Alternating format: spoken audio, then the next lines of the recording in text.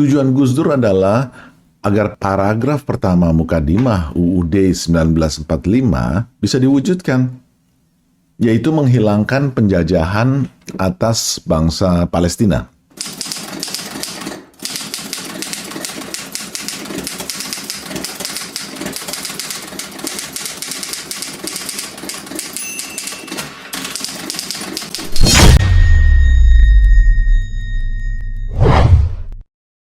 Pada edisi sebelumnya, kita membahas tentang peran non-mediasi dalam isu konflik Palestina-Israel yang sudah diadopsi oleh Indonesia selama hampir 3/4 abad lamanya, sejak tahun 1950. Nah, sekarang kita akan membahas tentang peran mediasi. Sudah ada daftar panjang berbagai mediasi dilakukan, antara lain Camp David Accords itu tahun 1978, juga Madrid Conference tahun 91, dan seterusnya. Panjang sekali daftarnya. Sampai yang terakhir adalah Abraham Accords tahun 2020. Itu semua adalah contoh-contoh nyata peran mediasi yang Perdana Menteri Muhammad Stayeh tidak ingin Indonesia lakukan. Daftar mediasi sepanjang ini yang dilakukan sepanjang puluhan tahun dan melibatkan the best brains the world had to offer, intinya bicara tentang two-state solution, yaitu solusi koeksistensi dua negara. Ini terkait dengan poin pertama usulan dari Presiden Jokowi di Forum Oki tahun 2017 itu. Silakan simak edisi sebelumnya, ini dibahas di sana. Gagasan two-state solution sendiri sudah mulai dibicarakan di PBB oleh dunia ketika PBB meluncurkan Partition Plan di tahun 1947. Ini sejalan dengan resolusi PBB nomor 194. Jadi ini barang lama.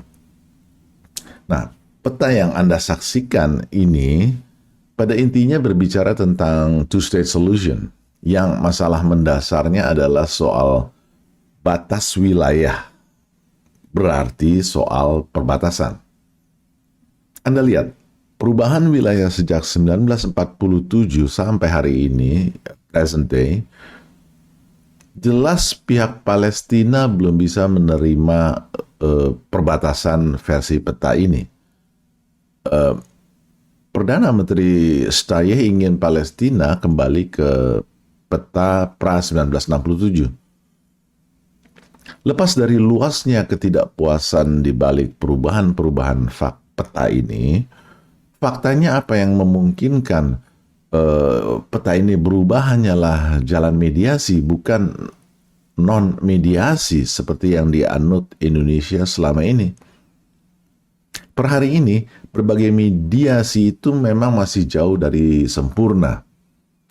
Tetapi kemungkinan perdamaian Palestina hanya ada dalam jalan mediasi, bukan non-mediasi. Dan hal inilah yang dilihat oleh Gus Dur. Tujuan Gus Dur adalah agar paragraf pertama Mukadimah UUD 1945 bisa diwujudkan, yaitu menghilangkan penjajahan atas bangsa Palestina. Diplomasi non-mediasi Indonesia selama ini juga mengklaim tujuan yang sama, dan masih meyakini sampai hari ini bahwa politik himbauan, usulan kecaman melalui forum multilateral adalah jalan terbaik. Tidak ada alternatif. Sudah hampir 3/4 abad lamanya. Justifikasi formalnya adalah visi geopolitik Soekarno di dekade 1950-an. Sudah dibahas sebelumnya. Di balik justifikasi formal ini adalah politik dalam negeri. Foreign policies are greatly influenced by the domestic political interests. Ini dalil politik negara manapun. Dalil politik luar negeri negara manapun. Pemerintahan yang dihasilkan dari pemilu inilah yang menentukan pertanyaannya sekarang, apakah Indonesia bisa terlibat langsung dalam model-model mediasi semacam ini? Tidak bisa. Karena posisi diplomatik Indonesia dengan para pihak yang terkait dengan konfliknya itu adalah asimetris, bukan simetris. Indonesia hanya bisa berkomunikasi dengan pihak Palestina, tapi tidak dengan pihak Israel, karena tidak punya hubungan diplomatik. Saya cerita sedikit ya. Sebelum keberangkatan saya tahun 2002 untuk satu tugas belajar ke Israel, Gus Dur itu memberikan briefing begini. Segitiga itu perlu 3 titik yang membentuk 3 sudut. Kalau hanya bertumpu pada 2 titik, itu namanya garis. Ini kondisi asimetris. Nah, untuk bisa berdiri di atas 2 sudut di bawah Palestina dan Israel, Indonesia harus memiliki hubungan diplomatik dengan keduanya. Ini namanya kondisi simetris. Inti dibalik konsep two-state solutions atau solusi 2 negara itu tadi sudah disebut soal perbatasan. Nah, sekarang mari kita lihat bagaimana Palestina masih sangat tidak berdaya dalam soal ini. Anda perhatikan peta present day. Yang biru tua itu teritori Palestina. Dan yang abu-abu teritori Israel. Kita abaikan dulu segala perdebatan kenapa petanya bisa jadi seperti yang Anda lihat. Juga kita abaikan dulu soal rencana Abraham Accords-nya Presiden Trump. Itu peta masa depan yang sedang dimediasikan. Kita fokus pada fakta atau kenyataan hari ini. Kalau peta present day itu kita zoom in di sekitar Yerusalem Timur dan Ramallah, ini sekedar sebagai contoh saja ya. Nah, wilayah Yerusalem Timur dan Ramallah ini merupakan wilayah yang diklaim sebagai ibu kota Palestina. Maka akan terlihat seperti ini. Wilayah ini masuk dalam teritori tepi barat Sungai Yordan yang dalam bahasa Inggris disebut West Bank. Dan sebagai gambaran Anda, luas West Bank itu lebih kecil dari Jabodetabek. West Bank itu sekitar 5.800 km persegi atau 580.000 hektar. Jabodetabek sekitar 6.400 km persegi atau 640.000 hektar. Informasi ini penting supaya Anda bisa mengira-ngira jaraknya. Nah, yang di bawah kontrol Palestinian Authority adalah area A yang hijau dan B yang merah. Yang di bawah kontrol Israel, area C yang pink dan Yerusalem Timur yang biru. Perhatikan beberapa crossing lines kuning yang saya tandai di peta itu. Crossing lines kuning itu mau menggambarkan mobilitas sosial orang Palestina dari wilayah tempat tinggalnya menuju ke wilayah Palestina lainnya untuk berbagai urusan, tempat kerja, pasar, sekolah, rumah sakit, dan sebagainya. Namun, mereka harus melewati wilayah Israel. Jadi, dari area B ke area B lainnya via area C. Selanjutnya, perhatikan 2 foto berikut. Foto pertama menggambarkan orang-orang Palestina harus bongkar barang dagangan mereka oleh karena diterapkan roadblock oleh Israel, di mana mereka tidak boleh menggunakan kendaraan, harus on foot, jalan kaki, untuk menyeberangkan dan memuatkan barang-barang itu pada truk lain yang telah menunggu di seberang. Foto kedua menggambarkan orang-orang Palestina harus melewati checkpoints atau gardu pemeriksaan untuk melintas di wilayah Israel. Padahal mereka mau ke wilayah Palestina lainnya. Nah, Anda sekarang sudah paham hubungan antara kedua foto terakhir dengan crossing lines warna kuning yang saya gambarkan di peta itu. Bayangkan begini, Anda di Jakarta sehari-hari bekerja di bilangan Sudirman Tamrin, anggap area B, tinggalnya di Cinere, anggap area B juga, tapi setiap melintasi Kebayoran Baru yang adalah area C, Anda harus lewat checkpoints 2 kali sehari pergi dan pulangnya. Itu baru urusan Anda pribadi, belum istri Anda, anak Anda, saudara-saudara Anda. Ini baru soal mobilitas sosial sehari-hari. Yang terkait aquifers juga masalah. Tidak ada manusia yang bisa hidup tanpa air.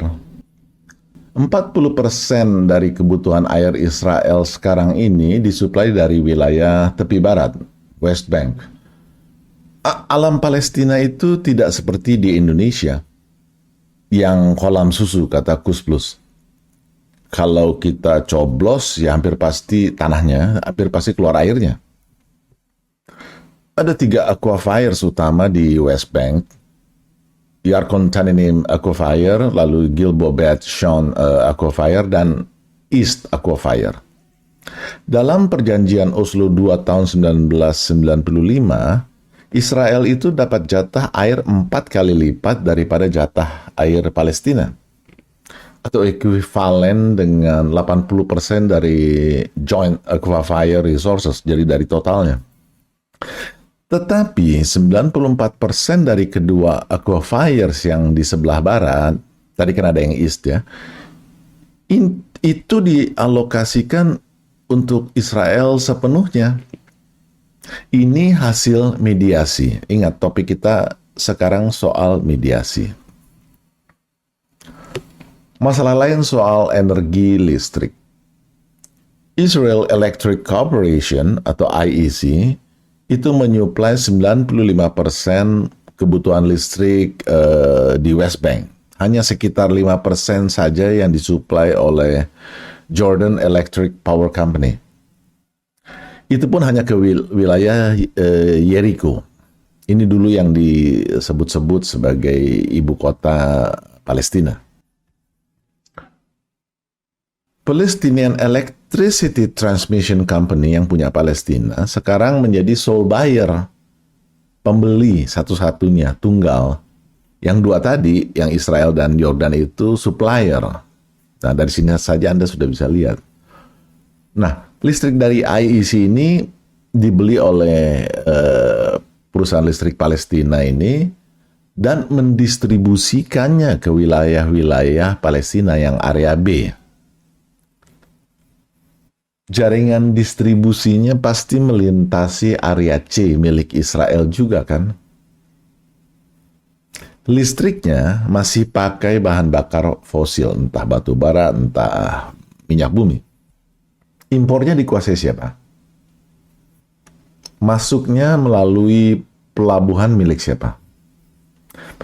Memang di jalur Gaza yang milik Israel itu ada pelabuhan. Tapi sudah sejak tahun 2007, Israel itu menerapkan blokade di perairan Gaza. Hanya jangkauan nautical miles tertentu yang dibebaskan untuk keperluan nelayan cari ikan. Selain itu, ini penting, wilayah Gaza secara de facto dikuasai oleh faksi Hamas yang di bawah pimpinan Ismail Haniyeh. Bukan di bawah kekuasaan Presiden Mahmud Abbas dan Perdana Menteri Muhammad Shtayyeh dari faksi Fatah. Nah, infrastruktur distribusi air dan listrik yang lintas wilayah di sisi Palestina ini membuat posisi tawar Israel menjadi lebih kuat. Anda lihat crossing points kuning tadi. Kalau Anda jeli melihat peta West Bank secara keseluruhan, kita zoom out sekarang, area C yang milik Israel itu bisa kemana saja tanpa harus melintasi area A dan B yang milik Palestina, sekalipun harus memutar. Tetapi hal yang sama tidak berlaku untuk Palestina. Kita mau biarkan bangsa Palestina hidup seperti yang barusan saya gambarkan melalui politik himbauan, usulan, kecaman, melalui forum multilateral seperti yang selama ini diadopsi Indonesia. Sering orang jadi terlihat pandai karena bicara tentang two-state solution dalam urusan konflik Palestina-Israel ini. Padahal ini bukan barang gampang di balik peta yang bolong-bolong seperti itu. Itu sebabnya Indonesia di tahun 1957 mengeluarkan deklarasi Juanda supaya perairan kita yang memisahkan daratan itu tidak menjadi faktor yang membuat peta kedaulatan kita bolong-bolong. Deklarasi Juanda ini kita perjuangkan sampai tahun 1982 melalui UNCLOS, United Nations Convention on the Law of the Sea, yang merupakan pengakuan diplomasi, keberhasilan diplomasi Mukhtar Kusumaatmaja, ini mantan Menlu kita, dan timnya yang memang luar biasa cerdas. Dalam kacamata hukum internasional, wilayah Palestina itu diistilahkan dengan non-contiguous territory, teritori yang tidak berdekatan atau berdampingan satu sama lainnya, padahal di daratan. Wilayah Indonesia sekalipun dipisahkan oleh laut, tapi merupakan satu kesatuan di mata hukum internasional atau yang disebut dengan contiguous territory, berdampingan, berdekatan. Gus Dur melihat Indonesia bisa memberikan sumbangsih pengalaman panjang diplomasinya untuk mempersatukan kedaulatan wilayahnya dari tahun 57 sampai 82 ke dalam proses perdamaian di Palestina kalau kita mengambil pendekatan mediasi. Dan hal inilah yang membuat Gus Dur dulu ingin Indonesia membuka hubungan diplomatik dengan Israel supaya dalam mediasi kita bisa membela kepentingan Palestina, bisa berkontribusi lebih konkret dalam proses perdamaian di Timur Tengah. Gus Dur menyimpulkan briefingnya kepada saya begini. Pertama, ini soal mewujudkan Mukadimah UUD 1945, paragraf pertama, yang pada intinya penjajahan di atas muka bumi harus dihapuskan, karena tidak sesuai dengan peri kemanusiaan dan peri keadilan. Kedua, ini adalah soal cara bagaimana menghilangkan penjajahan atas bangsa Palestina ini. Bagi Gus Dur, Indonesia perlu melakukan terobosan dengan mengambil peran mediasi, meninggalkan peran non-mediasi yang sudah sejak tahun 1950 kita adopsi, yang konkretnya adalah politik himbauan, usulan, kecaman melalui forum multilateral. Ketiga, Indonesia punya pengalaman diplomasi kedaulatan wilayahnya melalui UNCLOS tadi itu, yang dimulai sejak tahun 57 sampai berhasil di tahun 1982. Keempat, ini poin menarik menurut saya, terkait peran mediasinya seperti apa. Poin keempat Gus Dur inilah yang membuka mata saya betapa strategisnya langkah-langkah yang akan diambil oleh beliau dulu itu. Pada tahun 2002, apa yang sekarang dikenal sebagai The Quartet on the Middle East, ini sering dipendekkan menjadi The Quartet saja, yang terdiri dari 4 aktor utama penjaga perdamaian di Timur Tengah, khususnya dalam isu Palestina-Israel ini, baru diformalkan di Madrid, Spanyol. The Quartet ini terdiri dari PBB, Amerika Serikat, Uni Eropa, dan Rusia. Namun sekalipun tidak diformalkan di Spanyol itu pun, mereka ini tetaplah aktor utama yang menentukan jalannya mediasi perdamaian di Timur Tengah. Dengan kata lain, Gus Dur melihat siapa aktor utamanya atau siapa bandar politiknya.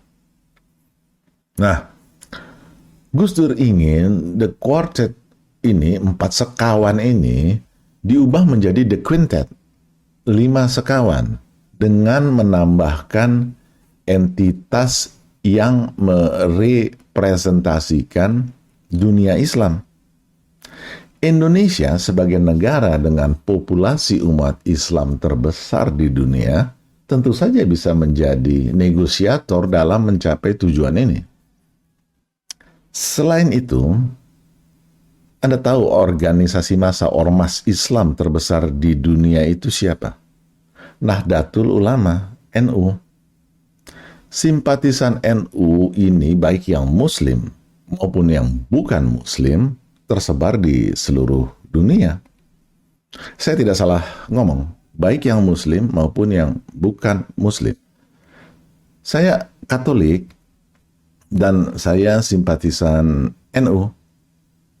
Gus Dur bilang, kalau kamu bisa melakukan hal yang baik untuk semua orang, orang tidak tanya apa agamamu. Nah, modal lainnya adalah Gus Dur tahu persis Indonesia itu punya pengaruh besar di Forum Oki dan GNB. Kedua organisasi besar dunia ini bisa mendukung gagasan Indonesia, sebutlah Indonesian Initiative, untuk memasukkan aktor kelima yang mengubah The Quartet tadi menjadi The Quintet.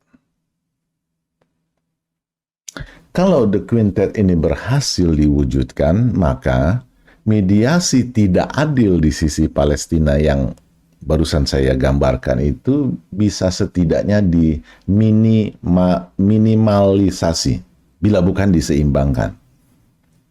Ya, namanya negosiasi dalam suatu diplomasi itu perlu give and take dan tentu perlu waktu. Penutup. Beranikah para capres kita nanti, siapapun dia, yang namanya didaftarkan ke KPU antara Oktober-November 2023, kalau yang sekarang belum resmi, karena belum didaftarkan, beranikah mereka mengubah jalan diplomasi Indonesia dalam isu konflik Palestina-Israel ini untuk mewujudkan amanat Mukadimah UUD 1945 paragraf pertama? Beranikah mereka menciptakan perdamaian di Palestina dengan cara baru, bukan cara yang sekarang yang usianya sudah hampir 3/4 abad? Kita ketemu lagi di edisi AI berikutnya. Tanah air